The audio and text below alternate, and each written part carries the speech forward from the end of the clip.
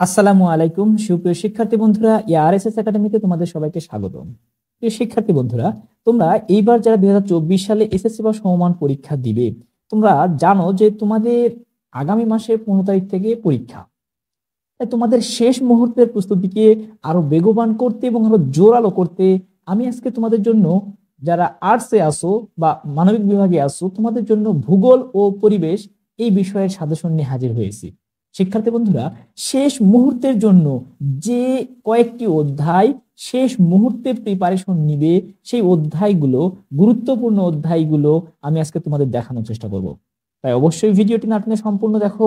তবে তোমাদের কাছে একটা রিকোয়েস্ট না করলেই নয়, তোমরা যারা আমার চ্যানেলে নতুন অথবা এখন আমার চ্যানেলটিকে সাবস্ক্রাইব করোনি, তাদের কাছে রিকোয়েস্ট থাকবে অবশ্যই চ্যানেলটিকে সাবস্ক্রাইব করে বেল নোটিফিকেশন অন করে রাখবে। প্রিয় শিক্ষার্থী বন্ধুরা, আমি আজকে তোমাদের যে সাজেশন দিতে যাচ্ছি, যে অধ্যায়গুলোর কথা বলবো, ইনশাআল্লাহ এই অধ্যায়গুলো যদি তোমরা ভালোভাবে পড়তে পারো, ভালোভাবে প্রিপারেশন নিতে পারো, একদম 100% শিওর থাকো তোমাদের বোর্ড পরীক্ষাতে শতভাগ কমন পাবে। একদম 100% শিওর থাকো তোমরা বোর্ড পরীক্ষাতে শতভাগ কমন পাবে। দেখো বন্ধুরা, এর জন্য তোমাদের প্রথমত কোন অধ্যায়গুলো পড়তে হবে। দেখো, আমি তোমাদেরকে বলবো, আমি তোমাদেরকে আজকে যে অধ্যায়গুলোর কথা দেখাচ্ছি বা বলতেছি, এই অধ্যায়গুলো কিন্তু প্রশ্ন অ্যানালাইসিস করেই তৈরি করা। তোমরা জানো যে এইবার তোমরা আসলে ফুল সিলেবাসে পরীক্ষা দিবে। 2021, 22 এবং 23 এই 3 বছর ধরে ফুল সিলেবাসে পরীক্ষা না হওয়াতে এইবার তোমাদের পুরো বই থেকে, সম্পূর্ণ বই থেকে পরীক্ষা হবে।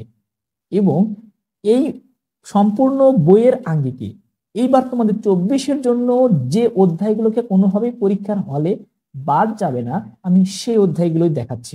দেখো বন্ধুরা, প্রথমত তোমরা পড়বে এখান থেকে 2 নম্বর অধ্যায়। দেখো, মহাবিশ্ব ও আমাদের পৃথিবী। তোমরা জানো যে তোমার ভূগোল ও পরিবেশ এই বইটিতে সর্বমোট 15টি অধ্যায় আছে। এই 15টি অধ্যায় থেকে তোমাদের সৃজনশীল প্রশ্ন আসবে 11টি, তোমাদেরকে লিখতে হবে হচ্ছে 7টি। তো 7টা সৃজনশীলের জন্য তোমাদেরকে আমি বলবো, তোমরা 2 নম্বর অধ্যায়টাকে কোনোভাবে বাদ দিবে না। মনে রাখবা, 2 নম্বর অধ্যায় থেকে একটি সৃজনশীল প্রশ্ন হবেই, একদম শিওর থাকো 2 নম্বর অধ্যায় থেকে একটি সৃজনশীল প্রশ্ন হবে। এরপর দেখো বন্ধুরা, এরপর তোমাদের 4 নম্বর অধ্যায় থেকে, অর্থাৎ পৃথিবীর অভ্যন্তরীণ ও বাহ্যিক গঠন, এই যে 4 নম্বর অধ্যায়টা থেকে তোমাদের অবশ্যই একটা সৃজনশীল প্রশ্ন একদম নিশ্চিত হবে। শিওর থাকো যে তোমাদের 4 নম্বর অধ্যায়টি থেকে পৃথিবীর অভ্যন্তরীণ ও বাহ্যিক গঠন, এখান থেকে একটা প্রশ্ন হবে। এরপর দেখো বন্ধুরা, তোমাদের তোমাদের হচ্ছে এই যে 8 নম্বর অধ্যায় মানব বসতি, এই অধ্যায় থেকেও একটা প্রশ্ন একদম শিওর হবে। শিওর থাকো এই অধ্যায় থেকে এবার 2024 সালে একটি প্রশ্ন হবে। এরপর দেখো, তোমাদের হচ্ছে 9 নম্বর অধ্যায় থেকে একটি প্রশ্ন হবে। 9 নম্বর অধ্যায় অর্থাৎ সম্পদ ও অর্থনৈতিক কার্যাবলী, এই অধ্যায় থেকে তোমাদের এবার একটা অবশ্যই প্রশ্ন হবে, একদম শিওর একটি প্রশ্ন হবে। এবার তোমাদের এরপর তোমাদের হচ্ছে 10ম অধ্যায় থেকে, 10ম অধ্যায় অর্থাৎ বাংলাদেশের ভৌগোলিক বিবরণ, এই অধ্যায় থেকেও একটি প্রশ্ন কিন্তু হবেই হবে। এরপর তোমাদের 11 নম্বর অধ্যায় বাংলাদেশের সম্পদ ও শিল্প, ইনশাল্লাহ এই অধ্যায় থেকেও এবার একটি প্রশ্ন হবে। আমি যেগুলো দেখাচ্ছি এই অধ্যায়গুলো থেকে কিন্তু এবার অবশ্যই প্রশ্ন হবে। এরপর দেখো বন্ধুরা, তোমাদের জন্য তোমরা পড়তে পারো হচ্ছে 12 নম্বর অধ্যায়। 12 নম্বর অধ্যায় বাংলাদেশের যোগাযোগ ব্যবস্থা ও বাণিজ্য, এই অধ্যায় থেকেও একটি প্রশ্ন হবার সম্ভাবনা খুবই বেশি, যদিও খুব বেশি গুরুত্বপূর্ণ না, তবে একটি প্রশ্ন হবার সম্ভাবনা আছে। এরপর তোমরা অবশ্যই 15 নম্বর অধ্যায়টা পড়বে। 15 নম্বর অধ্যায় থেকে একদম শিওর একটি প্রশ্ন হবে, একদম শিওর একটা প্রশ্ন হবে। এখন দেখো বন্ধুরা, আমি বাদ দিলাম যে অধ্যায়গুলো, এখানে 1 নম্বর অধ্যায়টা মনে রাখবে। 1 নম্বর অধ্যায়টা এবার তোমাদের খুব একটা গুরুত্ব দিয়ে পড়তে হবে না। এই অধ্যায় থেকে এইবার সৃজনশীল প্রশ্ন আসবার সম্ভাবনা অনেক কম। এরপর দেখো বন্ধুরা, 5, 6 এবং 7 মনে রাখবা, এই 3টা অধ্যায় থেকে তোমাদের প্রশ্ন হবে, কিন্তু আসলে আমার মনে হচ্ছে এবার তোমাদের 5 নম্বর অধ্যায় থেকে একটি প্রশ্ন হবে। 5 নম্বর অধ্যায় থেকে বায়ুমণ্ডল, এখান থেকে একটি প্রশ্ন হবে। এরপর তোমাদের আরেকটা হতে পারে যে এই যে বায়ুমণ্ডল এবং জনসংখ্যা হয়তো মিলে প্রশ্ন একটি হতে পারে, অর্থাৎ দুইটা মিলে হয়তো একটি প্রশ্ন এবার হতে পারে।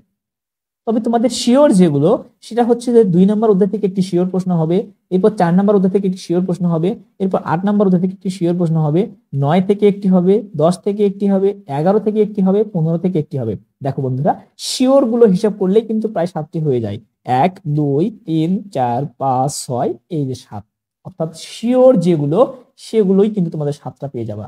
অর্থাৎ তোমরা যদি এই অধ্যায়গুলো, এই 7টি অধ্যায় ভালোভাবে পড়তে পারো, তাহলে ইনশাআল্লাহ তোমাদের এইবার শতভাগ কমন থাকবে। এখন অনেক স্টুডেন্ট আছে যে ভাইয়া এগুলো আমি পড়তে পারবো না, তাহলে আমি তোমাদেরকে বলবো তুমি যদি এগুলোর থেকে কোনো একটা বাদ দিতে চাও তাহলে তুমি 5 নাম্বার, 6 নাম্বার, 7 নাম্বার পড়ো। এই 3টা অধ্যায় পড়লে হয়তো 2টা তোমরা কমন পেয়ে যেতে পারো এইবার। এই যে 5, 6, 7 এই 3টা অধ্যায় পড়লে তোমরা এবার 2টা কমন পেয়ে যেতে পারো। এরপর তোমরা যদি পড়তে চাও তোমরা আসলে 13 নাম্বার, 14 নাম্বার পড়তে পারো, কিন্তু এই 2টা খুব একটা গুরুত্বপূর্ণ না। তো আমি তোমাদেরকে বলবো, আমি প্রথমত যেগুলো বললাম যে 2 নাম্বার, 4 নাম্বার, এরপরে হচ্ছে 8, 9, 10, 11, 12, এরপরে হচ্ছে 15। ইনশাআল্লাহ এই অধ্যায়গুলো পড়লেই তোমাদের এইবার শতভাগ কমন থাকবে। তবে শিক্ষার্থী বন্ধুরা, এখন কথা হচ্ছে যে আমি এমসিকিউ এ কিভাবে ভালো করব। এটা তো গেল 70 মার্ক, এটা গেল হচ্ছে তোমাদের 7-10 70 মার্ক, 7টা সৃজনশীলে 70 মার্ক লিখিত। এবার তোমাদের 30 মার্ক এমসিকিউ ভালো না করলে কিন্তু এ প্লাস পাওয়া খুব কঠিন হয়ে যায়। এমসিকিউ ভালো করাটা খুবই গুরুত্বপূর্ণ, খুবই গুরুত্বপূর্ণ। তাহলে এমসিকিউ এর জন্য কি করতে হবে ভাইয়া? এমসিকিউ এর জন্য সাজেশনে আমি তোমাদেরকে সর্বপ্রথম বলবো পুরো বইটা তোমাদেরকে আগে পড়তেই হবে।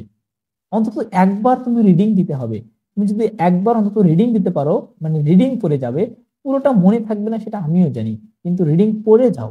পড়ে যাওয়ার পরে তোমার কাছে যদি গাইড বই থাকে অথবা টেস্ট পেপার থাকে অথবা সাপ্লিমেন্ট থাকে, যেটাই থাক না কেন, সেই জায়গা থেকে তুমি যদি পড়ে নিতে পারো, প্রথমত সালের প্রশ্নগুলো অর্থাৎ বিগত বছরের প্রশ্নগুলো পড়বে, এরপর তোমরা হচ্ছে শীর্ষস্থানীয় কিছু স্কুলের প্রশ্নগুলো পড়বে। পড়লে ইনশাআল্লাহ 25টার মতো কমন অনায়াসে পেয়ে যাবে।